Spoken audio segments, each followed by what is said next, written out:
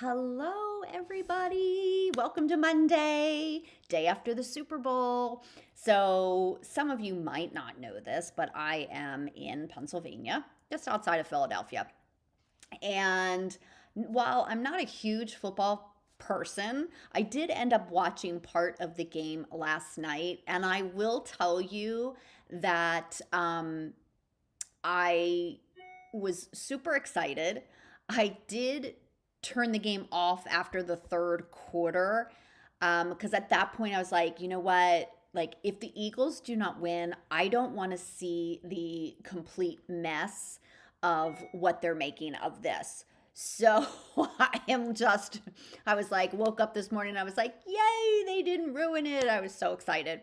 And my nieces and my two older sons were actually in Philadelphia watching the game with friends. And so, of course, they, partook of the partying afterwards. So this morning, I like texted everybody. I'm like, okay, everybody, I need some proof of life. So I made sure that each of them, sent a text saying that they were indeed alive and well.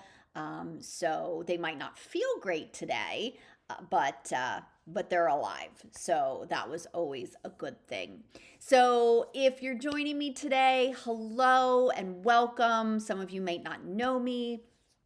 My name is Lisa Kaye. I have been in this quilting gig for quite a while now. It's been over 20 years that I have had my long arm machine and started teaching about 18 years ago and found that that was really like my thing. Loved it. So I'm always available. So if you guys have questions, let me know. Pop them down into the comments and tell me where you are joining me from because I love to see who's the furthest away from me. So I've got two monitors here. I've got the sun coming in. It's going to blind me soon, but I'm going to pop over here to see where everybody's checking in from. We've got Missouri. Hi, Savannah. We've got Janet in South Carolina. Hi, Melina. Virginia. Kansas. Awesome. Awesome. Awesome. Awesome. So keep them coming. Let me know. Okay, so Peggy, so far, I think you're the furthest one from Vancouver, Washington. We've got Ontario. Love it. Love it. Love it. Love to see all of that. So, for those of you that don't know, I do have a free webinar. It is in the comments in the Facebook section. If you're on Facebook, it's in there. I haven't had the opportunity to pop it up onto YouTube, and I will do that after I do this. But I do have a free webinar. I know a lot of you have seen it, but it is called UFOs to OM Gorgeous. So it gives you an outline of my 3-step process that I go through for all of my quilts before I quilt them. And basically it's coming up with a comprehensive quilting design, which I have for every quilt before I load it. So if you're interested in that, click on the link and check it out. So today we're talking about creating the perfect or creating or choosing, I should say, the perfect designs for your top, right? So I think as I teach, as I traveled, that is still like the number one thing that people tell me. I have no idea how I am going to quilt this top, right? So a lot of people already have all of the skills, right? You've got feathers, you've got ruler work, you've got this, you've got that, you've got it all. You just don't know how to bring it all together.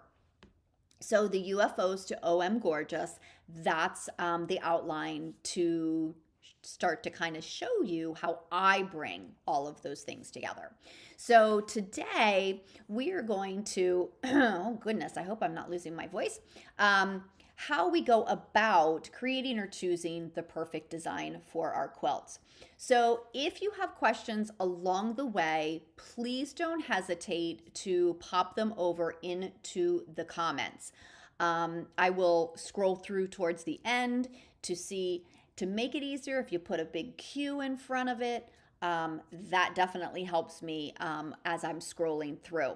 So I'm going to switch my screen so that you guys can see the presentation. So let's get started. So our goal when quilting is obviously to choose or create the perfect design for all of our tops, right? I think everybody can completely agree that that is the main thing that we're looking to do. So, oh, little tech issue here. Okay, that should do it. All right, so it's important to assess the quilt's dominant design focus. And each quilt falls into, in my eyes, one or a combination of these following categories. Drum roll, please. Da-da. Okay.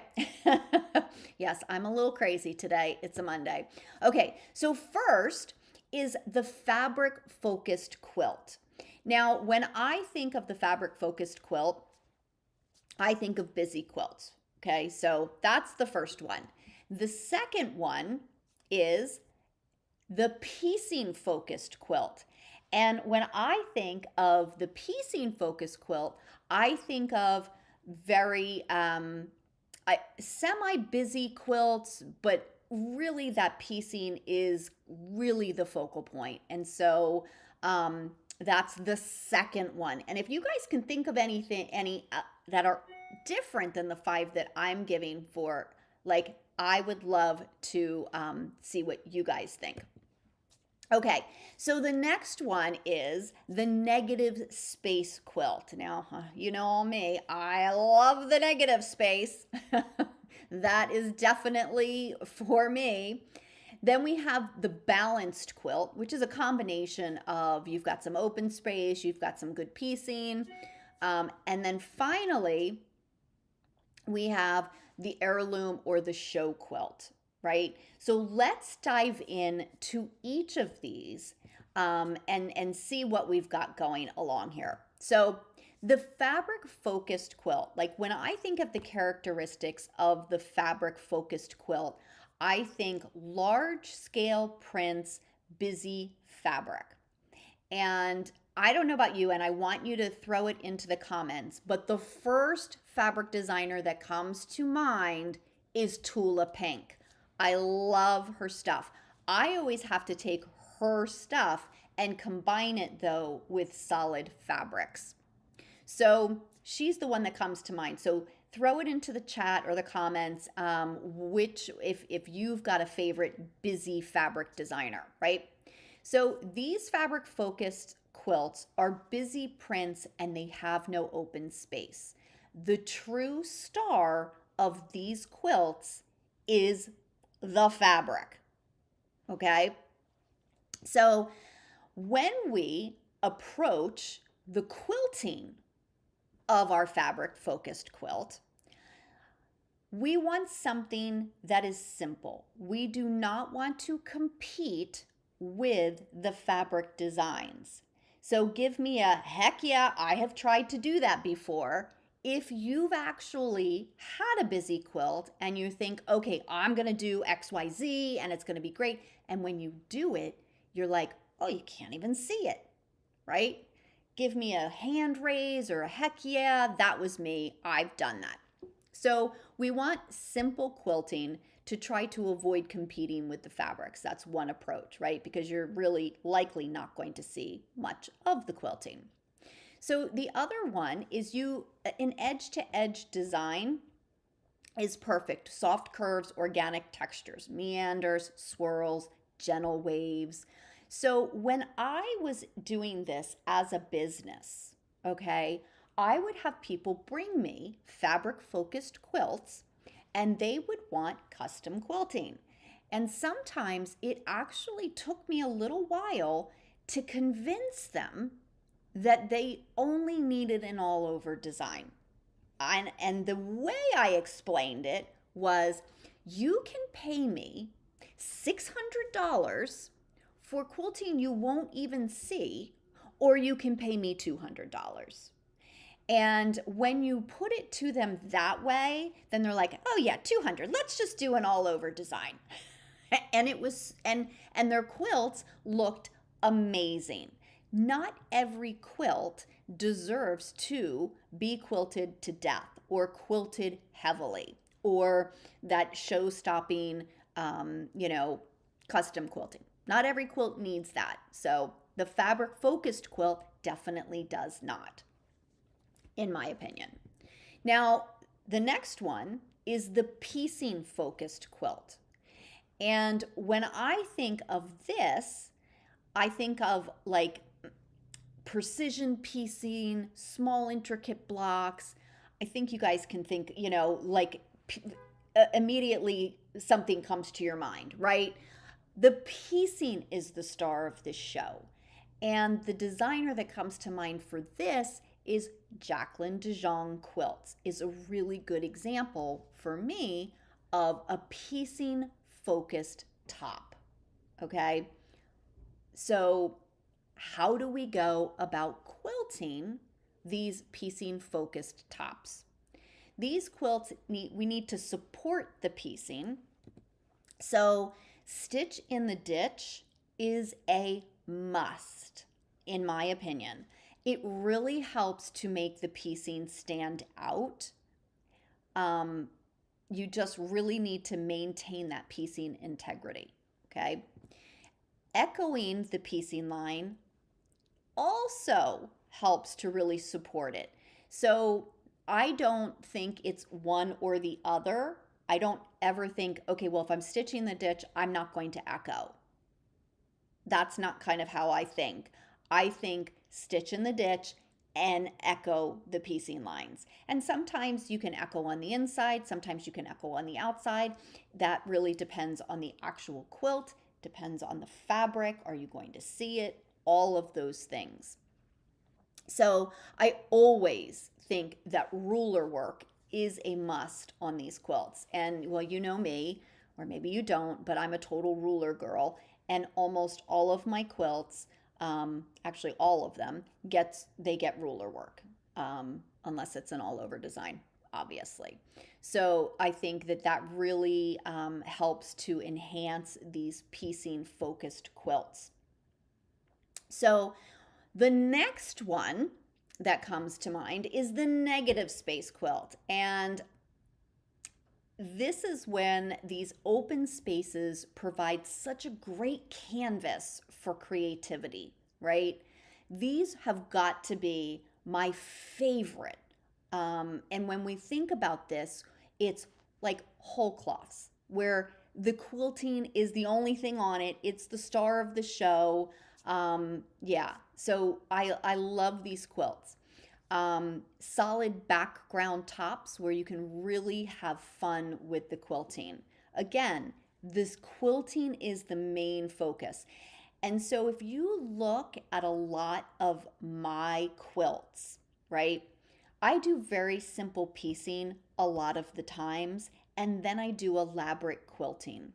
So that is a good example of a negative spaced quilt.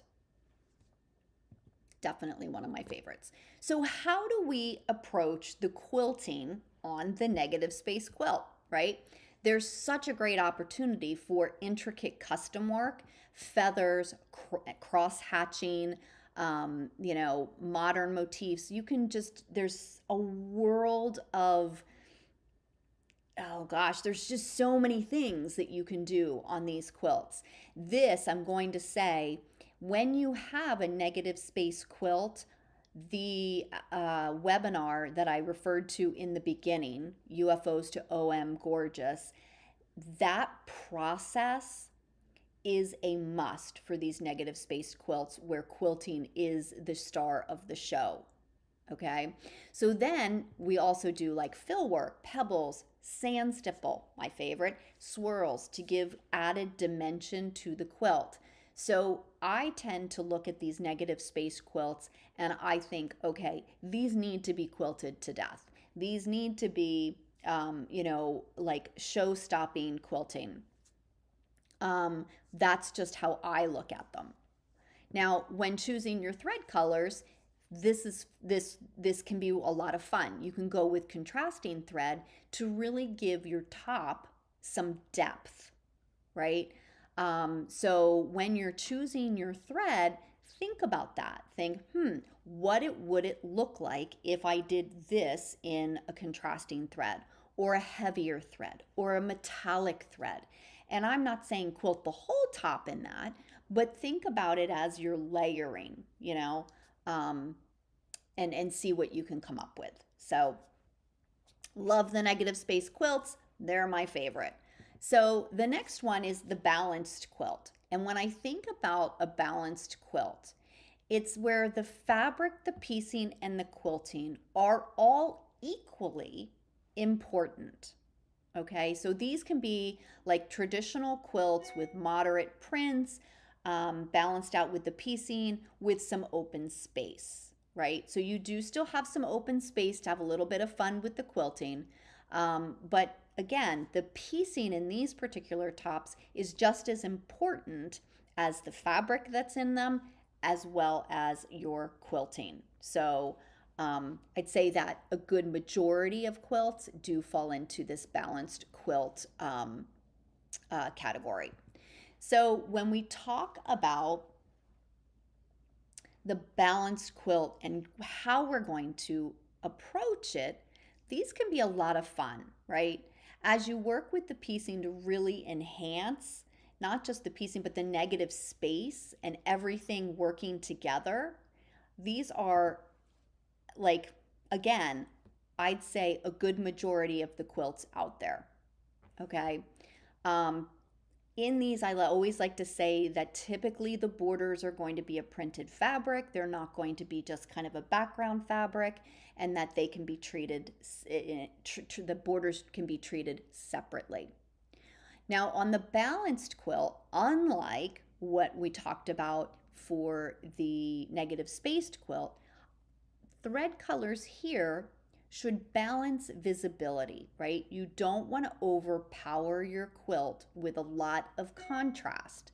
I think it would definitely take away from the actual quilt itself, okay? So we've got the borders being treated separately for enhancement, and then we've got thread choices that are going to be subtle. So, like when you're picking out your thread, and I do this almost on all of the quilts, especially the quilts that I'm doing an all over design on, I literally lay the thread out.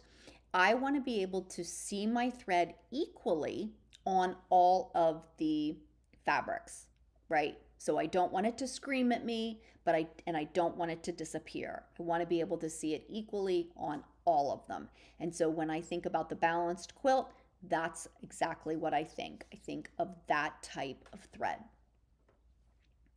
So the heirloom or show quilt, again, these are, hand custom.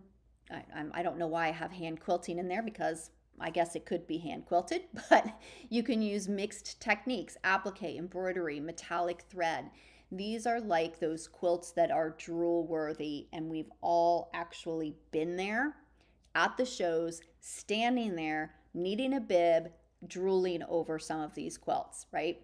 So in these, like, everything matters in these heirloom show quilts. Everything matters, right? Your quilting, your piecing, your fabric selection, all of it works together.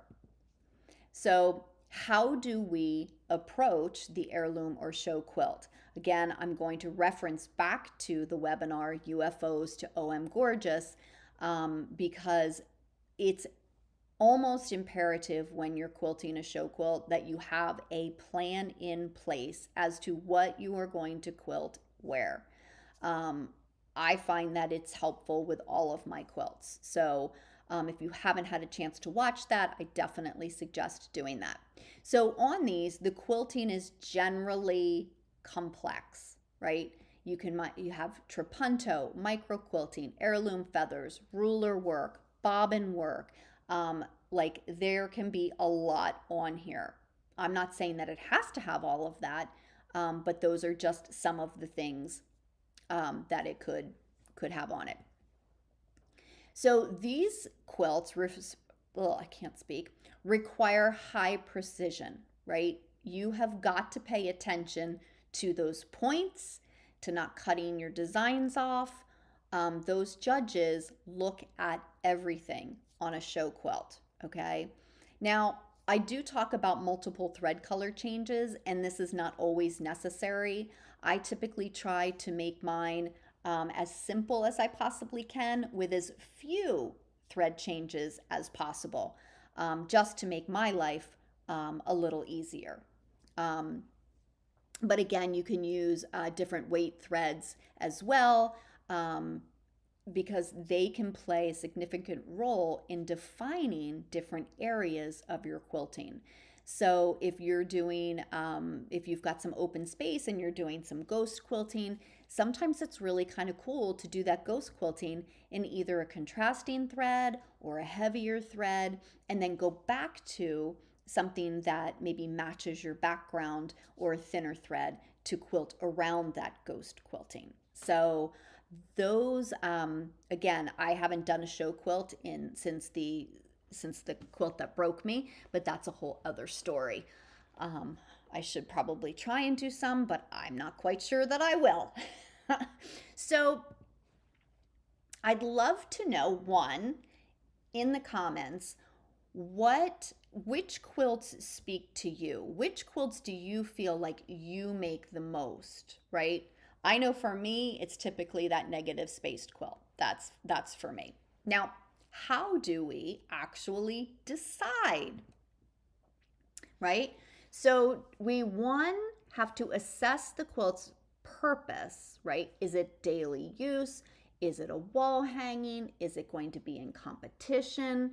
So those are really important things. So if you're actually doing it as a business, that's one of the first things out of my mouth when I was asking a customer, what, like, what is it going to be used for? Because then it's much easier to decide on what you're actually going to quilt, right? So the next is to identify any key elements. Like when you look at the quilt, what should stand out? For example, I always think when I'm quilting something, I like to create some sort of center focal point with my quilting. Now, sometimes that element might not be in the middle, because what if your quilt is kind of offset, right? And so then the center of your quilt wouldn't be the focal point. It might be up in a corner. So what should stand out on the quilt? So you want to identify that key element. You want to choose the right density, right? More quilting adds texture, but less quilting keeps it soft and cuddly. So if your customer says, this is going to be used, it's going on my daughter's bed, then most certainly you're going to do less quilting, because you certainly don't want to curl up with something that's heavily quilted. It's just not very comfortable. So you also want to consider your thread choices. Are you matching? Do you want contrasting, highlights? Do you want to do like a variegated? So you want to consider what threads you're using for the designs. So let me just say that by this time, like I'm already, once I've assessed the quilt's purpose, in my mind, I'm thinking, okay, now I have to figure out my quilting plan. And that helps me choose some of the other things here. Like it's definitely going to help me choose the key elements. It's going to help me when I'm considering my thread choices, because then I can look at my quilting plan and say, okay, this calls for something that matches in this area, or this calls for something that could be contrasting, right? So, and the last thing is like test and visualize. Use overlays. Again, doodle, virtual mock-ups, digital mock-ups, like all of those things. So that test and visualize for me is my quilting plan. That is like I ride or die by my quilting plan. Now that's not to say that once I start, I don't deviate from it, or worse yet, I may make a mistake. That happens quite often. But I do follow a plan every time I quilt. So that's what I've got for you guys today. I do want you guys to think, right? Each quilt that we make tells some sort of a story, right? Each quilt tells a story. The quilting should enhance the story, not overpower it. Trust your instincts, and I can't say that enough, and enjoy your design process. So trusting your instincts sometimes is one of the hardest things, but when you look at something, you know whether you like it, you know whether you don't like it, right? So trust that. You know. Don't worry about what anybody else is going to think. Just go by what you think. So that's what I have for you. Let me go back and oh gosh, the sun is really coming in now. And this was a little bit longer than I anticipated. Sorry guys, I didn't mean to keep you so long. So I'm just going to quickly scroll through the comments and make sure that you guys have all your questions answered. So if you have any, just pop them in there. I shouldn't complain about the sun. We just had ice storm yesterday. So the sun is nice. So I'm not complaining. I'm super happy with the sun. Okay, Peggy says, do you ever have a quilt where the quilting is just not working? Do you keep going or do you rip it out and start over? So Peggy, I need a little bit more information. When you say that the quilting is not working, what are you referring to? Is it the design that you chose that you don't like? Is it the execution of the design is not what you thought it was going to be? I really do try to avoid ripping out if I can. And that's one of the benefits of having my quilting plan. I know what it's going to look like before I even get to the machine. So typically I don't have quilting that doesn't work. Now, I do have quilting that's not executed really well. That definitely happens. We don't want to talk about that today. No. Norway, Randy, I think you won. I think Norway might be the furthest away. Oh, wait, New Zealand. Oh boy, that's a tough one. That is a tough one. Okay. Oh, thanks, Savannah. Savannah says she loves the quilt in the background. That's just a friendship star that I threw together. I'll post it on Facebook if you guys want to see the entire thing with some of the details, but that was a fun one. And Debbie is from Springfield, PA. I think Debbie's the closest to me. Oh, yes, Jody. Jody said Kay Fawcett, yes, for Busy Fabrics. Yes, for sure. Yep. Now, one of the things I do want to say about the fabric focused quilts, those are good ones to practice custom quilting on because nobody's going to see it. So if you wobble and bobble a little bit, nobody's going to see. So,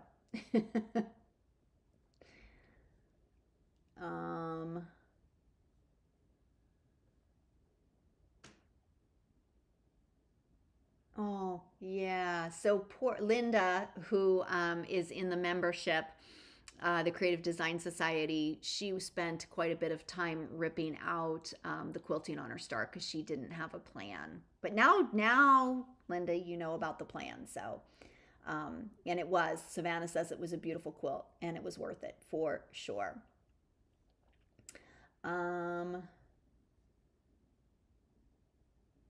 Too much. Okay, so Peggy says it was too much over stitching, backtrack, and thread buildup is too heavy.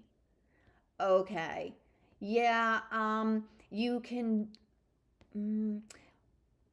Yeah, I mean, you can rip it out and maybe go with a thinner thread. So if I'm doing a lot of backtracking and stuff, I'm definitely not using a 40 weight thread. I'm going to use something a little bit lighter. I love Orifil's 50 weight thread. 60 weight is great, and then silk thread, which is 100 weight. Those are really good threads too. So yeah, so if I mean if you're quilting and you're just not feeling it and you're like that doesn't look good and it doesn't look like, my suggestion is I have a marinating corner in my studio. So when that happens, Peggy, I actually take it off of my machine. I put it in my marinating corner and I let it sit. I let it marinate for a couple days. Then I go back to it and I look at it. Most of the time when I do that, I go back to look and I'm like, oh, that's not that bad. And so I don't have to rip it out. So you might just need to let it marinate for a little bit before you run for your date with Jack the Ripper. So, um,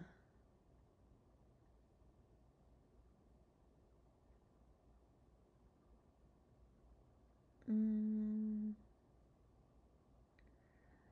in the quilt I sent, Disappearing Dresdens, the Dresden fabric is all peacocks. Is there room to figure out a peacock feather to include in the design along with ghost quilting?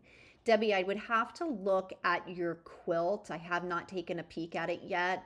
Um, but if there's room, for sure you can create some sort of peacock feather.